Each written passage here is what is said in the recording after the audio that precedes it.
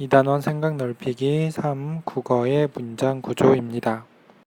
오늘의 학습 목표, 문장의 구조를 탐구하고 자신의 생각을 다양한 구조의 문장으로 표현할 수 있다입니다.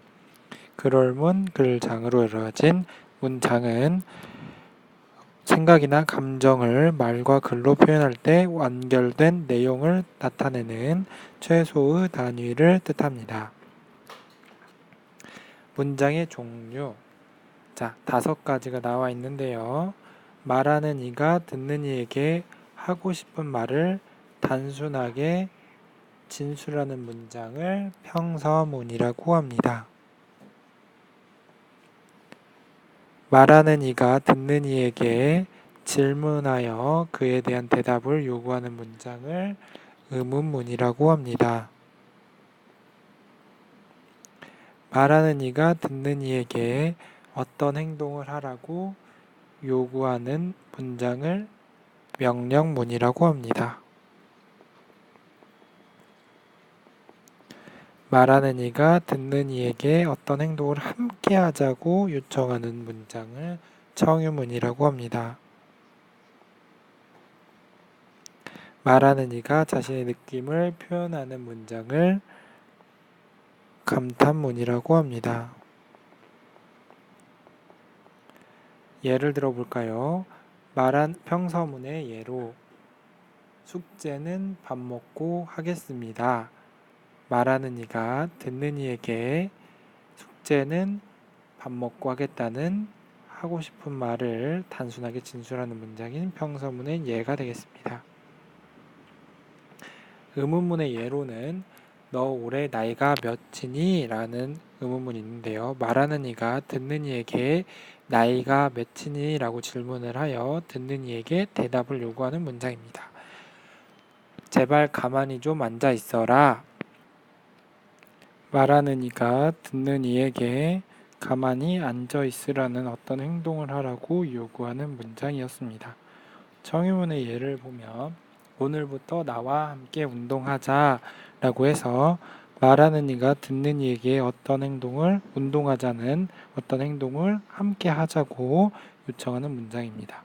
감탄문은 자신의 느낌을 표현하는 문장으로 벌써 꽃이 피었구나, 꽃을 보면서 꽃이 피었다는 얘기를 자신의 감상을 표현하는 문장이었습니다. 문장 종결 방식의 표현 효과입니다. 자, 어려울 수 있는 내용이에요. 선생님이 얘기하는 거 천천히 따라 들어보세요. 문장을 읽을 때 억양을 달리하면 문장 종류가 달라질 수 있습니다. 예를 들어 볼게요. 문자 메시지 상황이에요. 지금 뭐 해? 라고 물어봤을 때 밥 먹어 라고 말할 수 있죠. 나 밥상 앞에서 엄마 사과 먹고 싶어요. 밥 먹어. 다 전화 통화하면서 무언가 먹는 소리가 나니까 밥 먹어? 아니요, 고구마요. 자, 가나 다에서 밥 먹다 라는 내용은 모두 같은 종결 어미인 어로 끝나요. 지금 뭐해? 밥 먹어. 엄마 사과 먹고 싶어요? 밥 먹어. 밥 먹어? 아니요, 고구마요. 어로 끝나죠. 밥 먹어라는 내용은 끝맺고 있어요. 하지만 가의 서술 의도를 가는 서술 의도를 자, 밥 먹어? 지금 뭐해? 문자 메시지니까 밥 먹어. 내가 말하는 밥 먹는다는 거 말하는 거고, 나에서는 사과 먹고 싶어요. 밥이나 먹어. 밥 먹어. 명령의 의도. 다에서는 밥 먹어? 질문하고 있죠? 의도를 나타내는 의문의 의도를 나타내고 있어요. 종결 표현은 주로 종결 어미에 의해 결정되지만 이런 거 종결 어미. 위와 같이 하나의 종결 어미가 다양한 종결 표현에서 사용되는 경우가 있어요. 이런 경우 구어, 우리 말하는 데에서는 억양이 문어에서는 상황 맥락과, 그러니까 텍스트, 저기 문자 메시지, 가에 같은 상황에서는 상황 맥락과 문장 부호가 종결 표현을 결정합니다. 이러한 차이가 있어요. 억양을 달리하면 문장의 종류가 달라질 수 있다라는 내용이에요. 두 번째, 국어의 문장은 종결 방식에 따라 나뉘며 어미로 표현된다. 밥 먹었어. 서술 밥 먹었구나. 감탄 밥 먹었어? 의문 밥 먹어라. 명령 밥 먹자. 청유. 끝에 어미들이 다 달라지죠? 이런 걸로 종결 방식에 따라 나눌 수 있어요. 자, 세 번째. 문장의 의미가 비슷해도 종결 방식에 따라 다른 느낌을 들 수 있어 상황에 맞게 적절한 종결 방식을 표현해야 한다.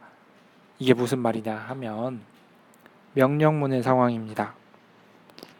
민지야, 교실에서 책을 읽어라. 청유문 민지야, 교실에서 책을 읽자. 의문문 민지가 교실에서 책을 읽고 있니? 자, 명령문이 표현 의도를 직접적으로 전달하는 것과 달리 책을 읽어라. 민지는 책을 읽어야겠죠?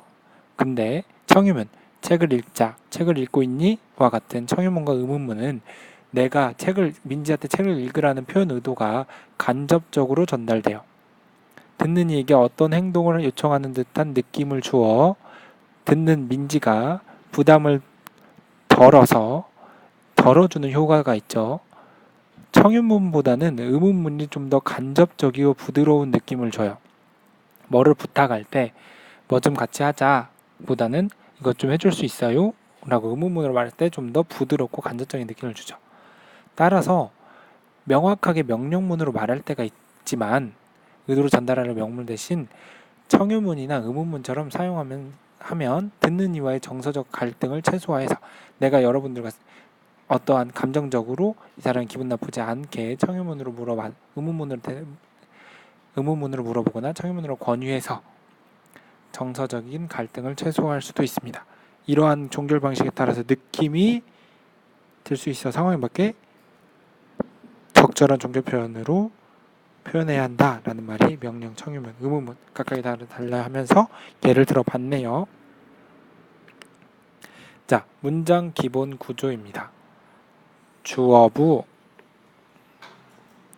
서술부로 나누고 주어부에는 누가 무엇이, 누가 무엇을, 누가 무엇이 같이 주된 서술부는 무엇이다, 설명하는 어쩌하다, 동사, 어떠하다, 형용사를 나타냅니다. 문장 성분은 크게 문장을 이루는 각 구성 요소를 뜻합니다. 문장 성분은 그래요. 근데 이것은 주성분, 부속성분, 독립성분으로 나뉩니다. 주성분은 문장을 이루는데 꼭 필요한 성분이에요. 주어, 목적어, 서술어, 보어가 없으면 문장이 안 돼요. 부속성분은 문장에서 주성분을 꾸며주는 거예요. 관형어, 부사어. 독립성분은 다른 성분들과 직접적인 관계를 맺지 않고 독립적으로 쓰이는 문장을 독립어라고 합니다. 독립성분이라고 하면서 독립어들이 독립성분에 포함돼요. 문장의 확대. 문장의 확대는 혼문장, 하나 쓰이는 걸 혼문장이라고 해요. 결합하여 겹문장, 혼문장 하나가 두 개 합쳐졌으면 겹쳐지죠? 그래서 겹문장이 되는 것. 문장의 확대. 자, 아까 말했던 것처럼 주어, 서술어 관계가 한 번만 나타나면 그것을 혼문장, 홑문장. 주어와 서술어 관계가 두 번 이상 나타나면 겹문장. 그 겹문장을 혼문장이 이어져서 여러 겹으로 된 문장을 이어진 문장. 예를 들면 수경이가 노래하고 종학이가 춤춘다. 수경이가 노래하다 하나의 혼문장, 종학이가 춤춘다 하나의 혼문장. 이것이 나란히 이어진 문장으로서 겹문장. 아는 문장, 다음은 아는 문장이에요. 혼문장이 다른 혼문장을 하나의 문장 성분처럼 안고 있는 겹문장. 그러니까 하나의 혼문장이 겹문장 속에서 어떠한 문장 성분 역할을 하고 있는 거예요. 예를 들면 우리는 은주가 오기를 바란다. 우리는 바란다. 은주가 온다. 오다. 이런 문장 각각 있죠? 그게 혼문장들이에요. 근데 목적어로서 은주가 오기를 이라고 해서 우리는 바란다 라는 전체 문장에서 은주가 오기를 목적어로 쓰여서 문장 성분처럼 안고 있는 겹문장이 되죠. 헷갈릴 수 있지만 한번 정리해봐서 예를 들어서 정리해봐서 수업 시간에 한번 더 확인할게요. 문장을 나누면 혼문장, 겹문장으로 나눠지고 겹문장은 이어진 문장, 아는 문장으로 나눠져요. 이어진 문장은 또 대등하게 이어진 문장, 종속적으로 이어진 문장으로 나눠지고 아는 문장은 명사절, 관형절, 부사절, 서술절, 인용절로 아는 문장 그리고 안긴 문장이 있어요. 이렇게 나눠질 수 있다는 걸 우선 알아두세요. 자, 중의적 표현입니다. 중의적 표현이라는 것은 뜻을 두 가지 이상으로 해석될 수 있는 표현들을 중의적 표현이라고 해요. 첫 번째 어휘에 의한 중의적 표현은 예를 들면 말이 많다라는 말 있죠. 이 말은 말씀 원자를 쓰는 말, 우리가 말하는 말이 많다는 뜻도 있고 타는 말, 말맞자 쓰는 말, 말의 수가 많다라는 것도 있을 수 있어요. 동음 이의어나 다의어, 이건 동음 이의어죠. 같은 말이라는 음을 쓰지만 의미가 달라요. 문장의 의미가 두 가지로 이상 해석될 수 있는 것을 어휘에 의한 중의적 표현 하나의 예로 들 수 있고, 다음 문장 구조에 의한 중의적 표현. 문장 성분이 영향을 미치는 범위가 정확하지 않아서 두 가지 이상으로 의미로 해석되는 것을 문장 구조에 의한 중의적 표현이라고 해요. 수식 관계나 주어 범위 등이 달라서 그래요. 예를 들면 그는 나보다 꽃을 좋아한다 라는 문장이 있어요. 나도 꽃을 좋아하지만 그는 더 좋아한다 라는 의미가 있을 수 있고, 자, 그는 나보다, 나를 꾸미는 건지 꽃을 꾸미는 건지 달라지는 거잖아요. 나도 꽃을 좋아하지만 그는 더 좋아한다. 이것은 그는 나보다 꽃을 좋아한다. 이렇게 끊어진 거죠. 근데 그는 나를 좋아하지만 꽃을 더 좋아한다. 이런 의미로도 해석될 수 있는데 그것은 그는 나보다 꽃을 좋아한다. 이런 식으로 구분해서 문장 구조상 중의적인 표현이 나타날 수도 있어요. 세 번째, 비유로 인한 중의적 표현. 비유에 쓰인 보조관념의 속성이 다양해서 문장의 의미가 여러 가지로 해석되는 것을 의미합니다.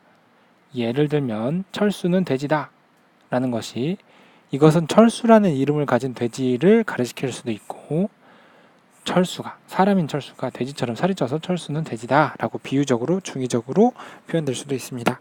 헷갈릴 수 있지만 이것은 수업 시간에 더 깊게 탐구해 보도록 하겠습니다. 이상 국어의 문장 구조였습니다.